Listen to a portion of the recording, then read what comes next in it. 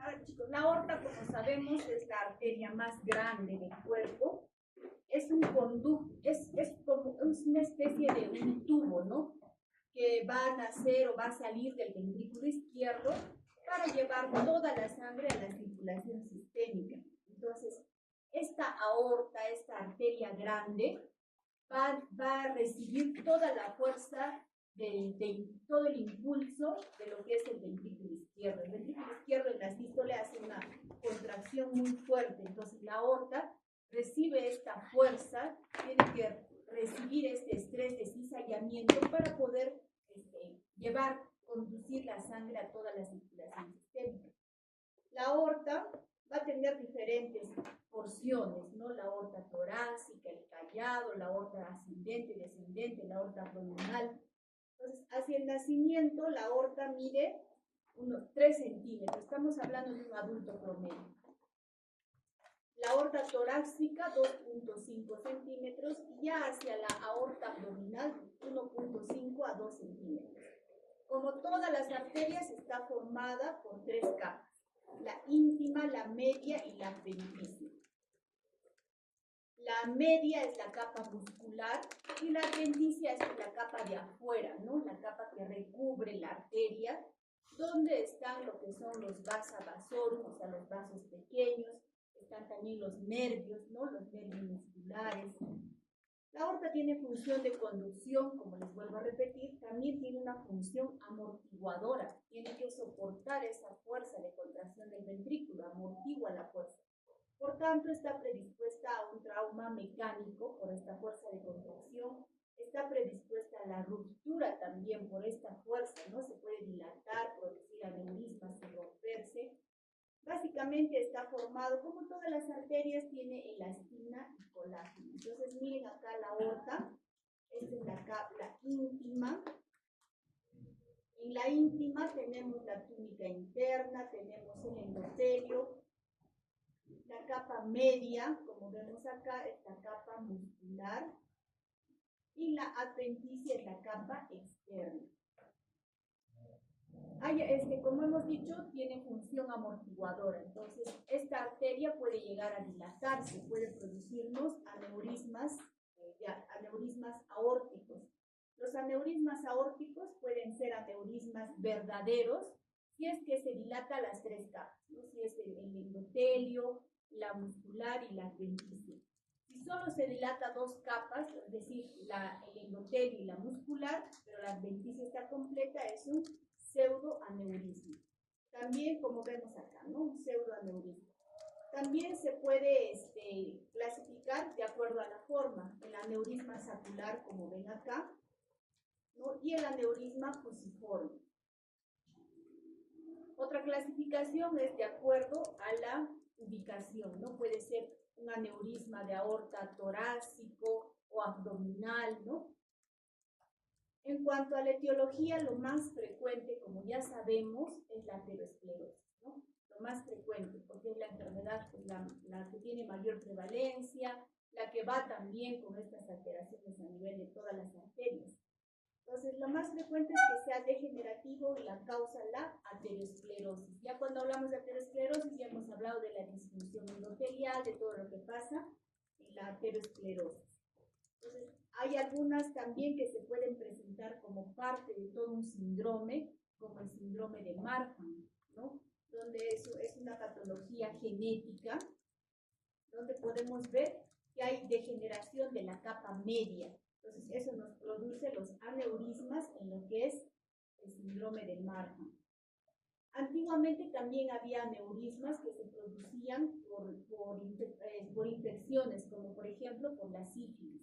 Pero la sífilis es una enfermedad que ya no la vemos, ¿no? En la Edad Media era muy frecuente que se produzcan estos aneurismas por sífilis, pero es una enfermedad que es muy sensible a la penicilina, entonces esto ya no se presenta. Hay otras enfermedades, chicos, por ejemplo, en Japón, ¿no? Donde se va a producir una inflamación a nivel de todas las arterias, como la arteritis de Takayasu. Por eso su nombre es así, es japonesa. Sin embargo, ustedes sabemos que somos mezcla de varias razas, ¿no? Tenemos también algunos genes, algunas familias pueden tener. Entonces, también se ve en nuestro medio, muy poco frecuente, la arteritis de Takayasu. Esta arteritis lo que produce, como su nombre lo dice, es una inflamación de las arterias. Chicas de atrás, dejen de conversar, si no salgan afuera a chismear. Entonces, produce inflamación de todas las arterias, incluso en estos países como Japón es tan frecuente que puede haber un infarto miocárdico a la edad de los 7, los 8 años por esta arteritis de Takayasu. O sea, se inflama, se dilata y ahí se puede producir un trombo que puede tapar la arteria. Entonces, esto es frecuente en otros países. Vamos a tocar cada tipo de aneurisma de acuerdo al lugar de presentación. El aneurisma torácico, frecuentemente la etiología es una necrosis quística de la capa media, ¿no? Como hemos visto, por ejemplo, en lo que pasa en la enfermedad de Marfan, o sea, una degeneración de la capa media. Se puede producir también por aterosclerosis, ya sabemos que es la causa más frecuente. El crecimiento generalmente va de 0.1 a 0.2 centímetros por año. De 2 a 3% al año puede medir menos de 4 centímetros y 7% ya al año miden más de 6 centímetros. Entonces, la mayoría de estos casos son asintomáticos. Ese es el problema, que el paciente no sabe que tiene el aneurisma porque no da síntomas hasta que se llega a romper, ¿no? Una vez que se rompe, la tasa de mortalidad es muy alta. Entonces, es importante este hallazgo, ¿no? Ahora, si, por ejemplo, el aneurisma, como estamos hablando del aneurisma torácico, involucra lo que es la raíz de la aorta va a tener una insuficiencia aórtica, ¿no? Porque hay una dilatación de esta parte de la aorta. Entonces, miren la placa radiográfica, nos llega, por ejemplo, un paciente con dolor torácico. El dolor, pues, cuando es una disección, una ruptura, es mucho más intenso, ¿no? En la placa radiográfica podemos ver esto. O incluso puede ser un paciente asintomático. Digamos que se le haga una placa para un riesgo quirúrgico, o que se le haga una placa pensando en una patología pulmonar y podemos encontrar este hallazgo, ¿no? Miren, acá vemos a nivel de la aorta torácica, miren esta gran dilatación, ¿no? Incluso se ve que hay una capa adventicia, ¿no? Que está separada. Se puede diagnosticar también en las tomografías, ¿no? Miren, por ejemplo, acá se puede ver una gran dilatación en un aneurisma. Igualmente acá, chicos, miren, esta es una tomografía con contraste. Esta es la raíz de la aorta, esta, miren que está dilatada, ¿no? Miren acá, está dilatada. Entonces, igual acá, fíjense, esta es la aorta y miren esta gran dilatación. Igual acá, miren esto, por ejemplo, involucra lo que es la raíz de la aorta. Entonces, obviamente este paciente que tiene un aneurisma a nivel de la raíz de la aorta tiene insuficiencia aórtica. Entonces, el paciente de repente no sabe que tiene esta dilatación, pero sí tiene signos de insuficiencia aórtica. Igual acá, esta es una ecocardiografía transesofágica, porque vemos acá que tiene un ángulo. Miren, esta es la aorta, miren esta gran dilatación a nivel de la raíz.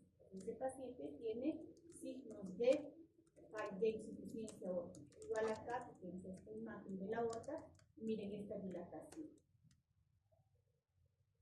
El tratamiento es, básicamente, si son pacientes con aneurisma, ¿qué se tiene que dar? Beta bloqueadores, ¿no? Con los beta bloqueadores, ¿qué hacemos?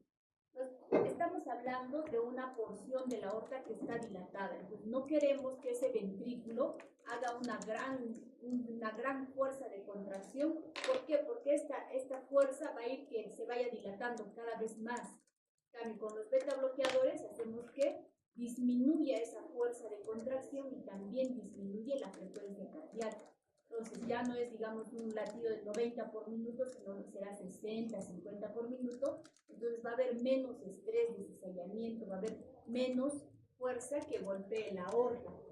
Se puede dar ECA inhibidores también. Si el paciente es hipertenso, se tiene que controlar bien la presión arterial. Imagínense una dilatación en un paciente hipertenso, pues va a ser mucho mayor, ¿no? Más rápido se va a dilatar, puede llegar a romperse.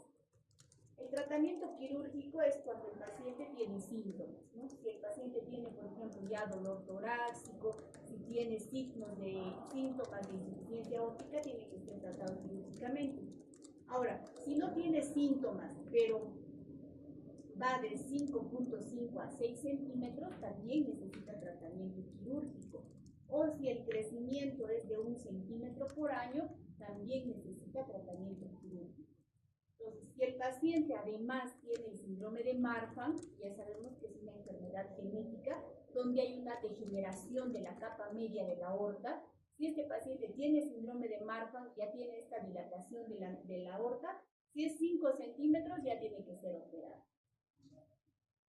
Entonces, miren, por ejemplo, acá esta es la dilatación o el aneurisma aórtico torácico. Entonces, miren cómo se clampa la aorta, ¿no? Y se pone esta prótesis que vemos acá, así gruesa, del tamaño, realmente del tamaño de la aorta del paciente. Pero miren, ya sabemos que de la aorta salen las arterias coronarias. Entonces, acá se están reimplantando a la prótesis, miren las arterias coronarias.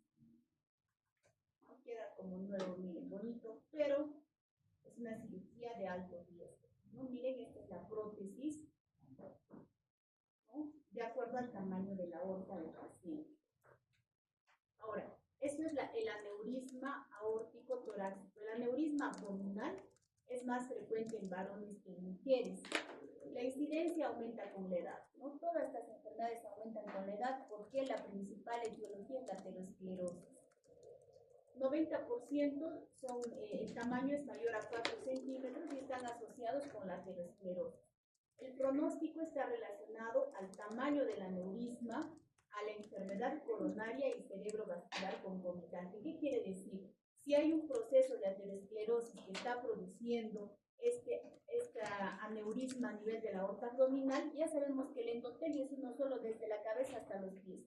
Probablemente el paciente, si tiene esto, no se vaya a morir por este aneurisma, ¿no? Sino debe tener también a nivel cerebral, a nivel de arterias coronarias, a nivel de arterias periféricas. Entonces, hay que ver el tratamiento de acuerdo a la comorbilidad del paciente. El riesgo de ruptura a los 5 años, miren, de 1 a 2% si es que mide menos de 5 centímetros. Si mide más de 5 centímetros, el riesgo de ruptura ya sube, miren, a 20 a 40%. Ahora, como tenemos una aorta dilatada abdominal, como ven a este nivel abdominal, al haber esta dilatación, ¿qué se puede producir? La sangre se estanca, pues no pasa de frente como en un tubo, sino es una dilatación donde se estanca. ¿Y qué nos va a producir? Trombos. Entonces, puede haber embolización, puede haber efectos de embolismo por la dilatación. Si se rompe el aneurisma, miren, solo el 50% de los casos de ruptura llegan a un servicio de emergencia vivos, o sea, solo la mitad. Ahora, de esa mitad, el 50% de los que llegan a sala o a cirugía, sobreviven solo el 50%. O sea, tiene alta tasa de mortalidad. Solo la mitad llega a emergencia. Y de esa mitad, solo la mitad llega a sobrevivir después de una cirugía. Ahora, 24% mueren antes de la cirugía, aún en el hospital. No puede llegar al hospital, pero el 24% mueren antes de que se les opere. La mortalidad global, miren, es de 78 a 94%. O sea, tiene una alta tasa de mortalidad. Acá vemos, ¿no? La aorta. Acá hay una dilatación. Acá también esta es una ecografía, ¿no? Donde vemos la aorta y podemos medir el diámetro, ¿no? Ahora, si se rompe, o sea, si hay una ruptura, ¿qué va a pasar? Va a haber zonas de isquemia, ¿no? No va a llegar, por ejemplo, la sangre a las extremidades inferiores. Miren acá en las piernas hay zonas isquémicas, ¿no? No está llegando la sangre. También puede haber embolismos.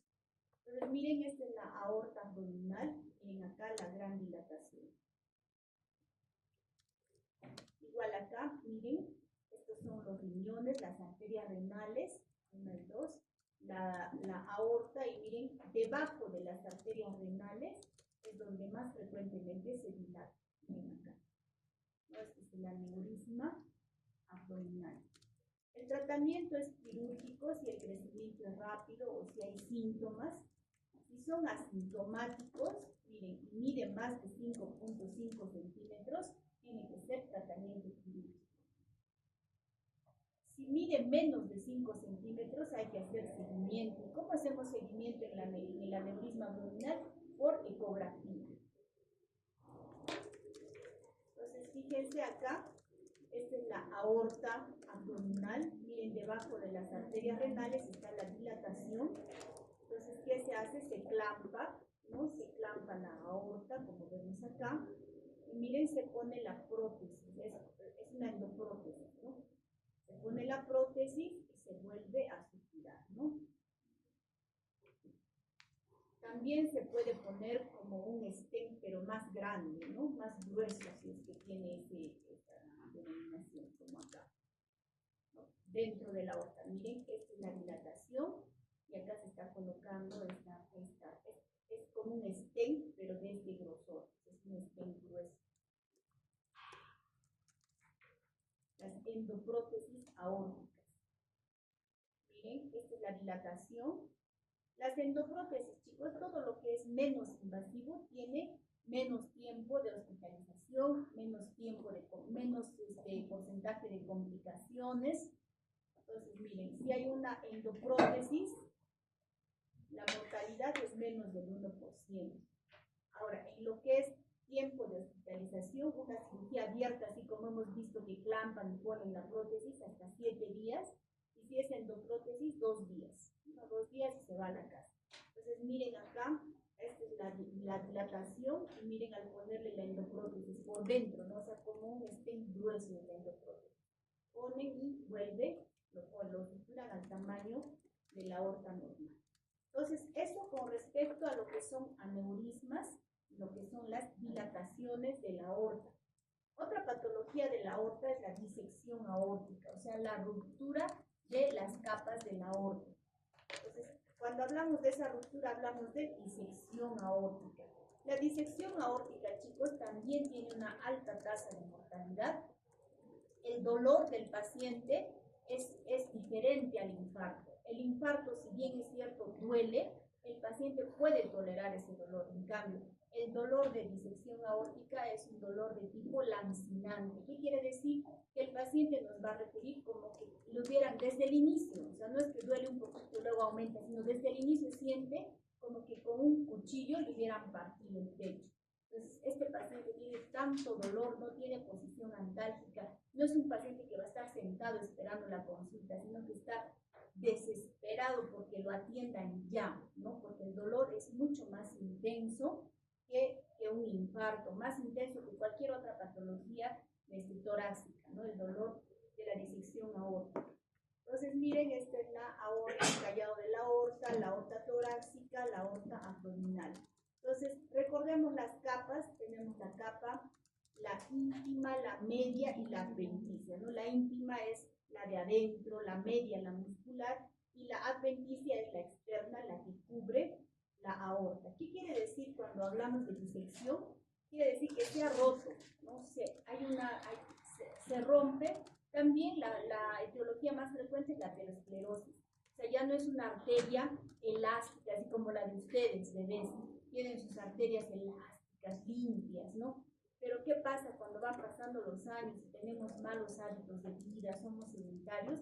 Se va a ir acumulando, ya sabemos, esta capa aterosclerótica. Entonces, ¿qué hace la arteria con esta capa aterosclerótica? Ya la arteria es rígida, ¿no? Ya ha sufrido todo el proceso de la disfunción endotelial. Entonces, ¿qué hace? Llega a fracturarse, ¿no? O sea, se rompe.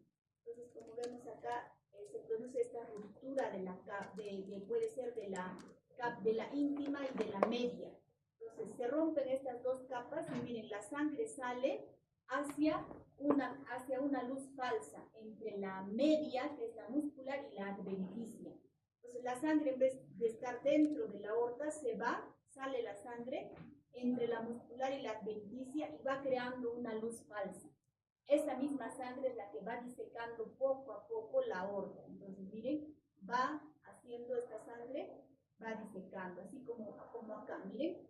Esta es la capa externa o la adventicia, la capa media, y esta es la capa interna. ¿Cuál es la que se rompe? Miren, se rompe la interna, se rompe la media, y la sangre va saliendo hacia la capa media y adventicia. Esta sangre es la que va disecando poco a poco la aorta.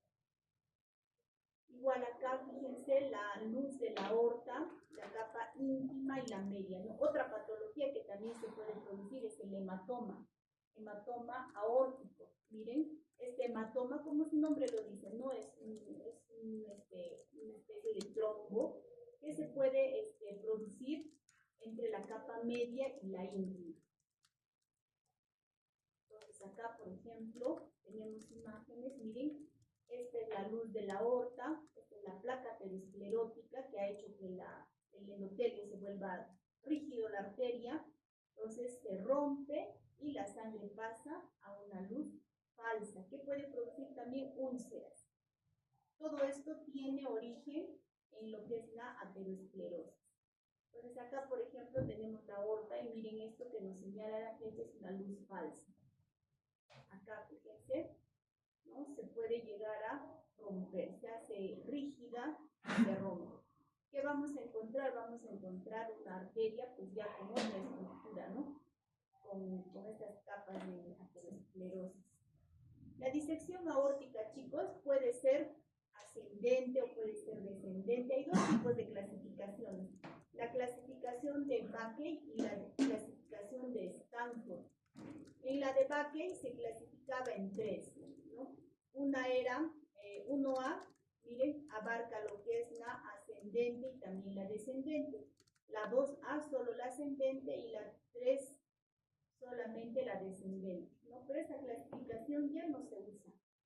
La que se usa es la Stanford. La de Stanford, tipo 1 es la aorta ascendente y tipo 2 descendente. ¿Por qué es importante clasificar? Por el manejo. Si es tipo 1 o ascendente, el tratamiento es quirúrgico en ese momento. O sea, el paciente tiene que entrar ya. Si es descendente, se puede dar tratamiento medicamentoso y entrar a una cirugía programada. Pero si es tipo 1, el tratamiento tiene que ser de emergencia quirúrgico. Como acá, ¿no? Miren, esta es la de Stanford. La tipo A y la tipo B. La tipo A abarca la ascendente. Si abarca la ascendente, tratamiento quirúrgico. Y la tipo B, miren dónde se está produciendo. No puede haber más de una zona de disección, ¿no? Pero abarca la ascendente. En cambio, la tipo B no abarca la ascendente, sino solo la descendente. El cuadro clínico es el dolor intenso desde el inicio, ¿no? Dolor tipo lancinante. El paciente, como se está saliendo la sangre hacia una luz falsa, no está llegando sangre a todo el organismo como debe ser, puede tener síncope, náuseas, debilidad, puede haber, el paciente puede estar muy hipertenso o puede estar hipotenso, pérdida de los pulsos, dependiendo de la zona donde sea la disección, puede haber regurgitación aórtica, o sea, insuficiencia aórtica, edema agudo del pulmón. Ahora, si la aorta se está disecando y es en una zona ascendente donde están las arterias coronarias, también se puede producir isquemia miocárdica. El paciente puede presentar hemiplegia, hemianestesia, paraplegia, puede haber hematuria, ¿no? O puede haber isquemia intestinal, dependiendo en qué parte de la aorta está produciendo la disección. Puede haber el síndrome de Horner, el síndrome de la vena cava superior, o sea, ese es un edema, ¿no? Un edema focalizado, disfagia, puede haber compromiso de la vía aérea. La sangre, como hemos visto, está yendo a una luz falsa, puede producirnos un hemopericardio, puede producirnos un taponamiento cardíaco, ¿no? Y si abarca lo que es la zona de la raíz aórtica, puede producir insuficiencia aórtica hasta el 50%. llegar con un gran dolor muy intenso, le pedimos una placa radiográfica en la emergencia y puede ser la placa radiográfica, donde no nos da luces de nada, ¿no? O sea, solamente hay una pequeña cardiomegalia a expensas de cavidades izquierdas, pero nada más. Sigue el dolor y nosotros sospechamos que puede ser una disección aórtica. A la media hora o a la hora le pedimos una nueva placa radiográfica y nos podemos encontrar con esta imagen. Así de rápido puede cambiar la imagen. ¿Por qué? Porque la sangre que está saliendo a la luz falsa está disecando, entonces puede producir. Así al poco tiempo podemos tener esta imagen de disección aórtica. Igualmente acá miren, este es el corazoncito que es pequeño. Esta es la aorta y miren, esta es la capa adventicia, ¿no? Entonces la sangre está saliendo entre la media y la adventicia en una luz falsa, hacia una luz falsa. Si tenemos un paciente con un dolor de este tipo, así tan intenso, y no encontramos nada malo en el electrocardiograma, nos debe hacer sospechar de esta patología, ¿no? Porque lo más frecuente que encontremos que es un infarto, tiene un gran dolor, y además es hipertenso, diabético, tiene signos de aterosclerosis. Entonces, lo más frecuente es que encontremos un infarto. Pero si es un paciente con un gran dolor, que ha tenido síncope, que tiene hemiplegia, que tiene paraplegia, lo que ya hemos dicho, ¿no? Diferenciales de pulsos, y no hay nada en el electrocardiograma, sospechemos de disección aórtica. Ahora, si en el electrocardiograma encontramos, por ejemplo, signos de isquemia de una cara pequeñita como la cara inferior, fíjense acá, D2, D3 y ABF, tiene las ondas T negativas, ¿no? Pues acá está viendo una isquemia de la cara inferior. Esta isquemia no nos puede producir ese cuadro clínico que tiene el paciente. Entonces acá también debemos sospechar de disección aórtica. Entonces miren, esta es una ecocardiografía transesofágica donde se puede ver, ¿no?, en qué zona está produciendo la disección. Miren acá, esta es una imagen, una tomografía con contraste. Miren, acá está la aorta, y miren que tiene varias zonas donde se ha roto la arteria, ¿no? Donde se está produciendo la disección. Miren acá, miren esto que se está rompiendo, ¿no? Entonces, esta sangre va a pasar hacia la media y adventicia y nos va a producir esa luz falsa. Igualmente acá, miren en esta imagen, miren acá se ha roto, ¿no? Acá hay una ruptura, acá también, miren cómo se ha roto la aorta. Acá se ve claramente, miren, cómo se va rompiendo, ¿no? Se va yendo hacia la sangre se va a ir hacia la luz falsa que va a ir desecando. Igual acá, fíjense la ruptura de la aorta. Igual acá podemos ver, miren cómo se ha roto y miren la sangre que se está yendo hacia esa luz falsa. Igual acá, miren, esta es la luz verdadera y miren la sangre cómo está en una luz falsa. Entonces este paciente obviamente la sangre ya no está llegando a todo el cuerpo, ¿no? Entonces el paciente va a tener síncope, va a tener lo que ya hemos visto. Entonces miren, esta es la aorta, la raíz de la aorta ascendente, la torácica, la descendente, y miren, esta es la luz verdadera, se ha disecado acá, y miren la sangre se está yendo hacia la luz falsa, miren hasta dónde está disecando la aorta. Igualmente acá, esta es la luz verdadera, y miren, la sangre sale hacia la luz falsa. ¿Con qué diagnósticos debemos hacer el diagnóstico diferencial? Con un infarto miocárdico ST elevado, ¿no? Pero las características del dolor, como están viendo en la clínica, es diferente. Entonces, no todo dolor torácico es infarto. ¿Qué causas que ponen en riesgo la vida del paciente con dolor torácico? El infarto por la frecuencia, la disección aórtica. Otra patología es, por ejemplo, el tromboembolismo pulmonar, que pone en riesgo la vida del paciente. Otra patología, por ejemplo, es la ruptura esofágica, ¿no?, que no son infarto, pero el paciente tiene alta tasa de mortalidad. Entonces, ¿con qué enfermedades hacemos el diagnóstico diferencial? Con un infarto ST elevado, con una disección, con una regurgitación aórtica, ¿no? Con una pericarditis, con un tromboembolismo, incluso con una colecistitis, ¿no? Pero más alejado, porque el cuadro clínico como estamos viendo es diferente. El tratamiento, si el paciente está con una hipertensión, ¿qué tenemos que hacer? Bajar la presión, porque cuanto más presión haya en la aorta, ¿qué va a pasar? La sangre va a ir disecando más rápido, ¿no? Va a ir saliendo con mayor fuerza hasta la luz falsa. Entonces hay que bajar la presión, puede ser con el nitroprusiato endovenoso, se puede usar los beta bloqueadores.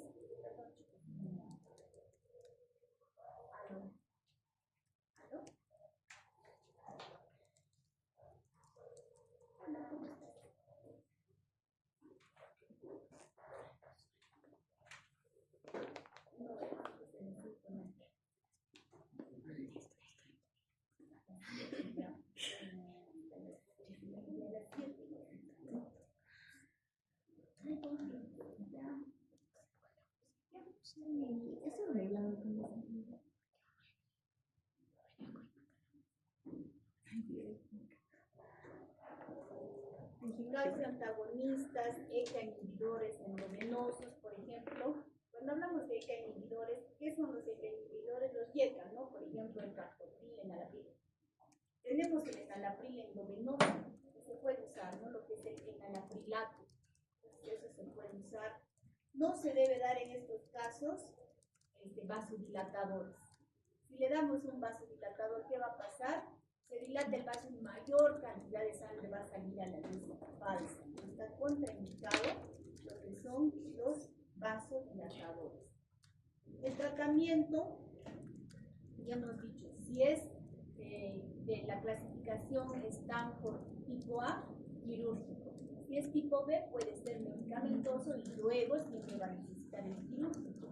Entonces, la cirugía, como vemos, no se puede dar, se hace igual, miren, se coloca la prótesis en esa zona que se ha disecado, ¿no? Entonces, chicos, esto con respecto a enfermedades de la aorta. Acá nos vamos a quedar, chicos. Siguiente, vamos a seguir con lo que es enfermedad arterial periférica, venosa.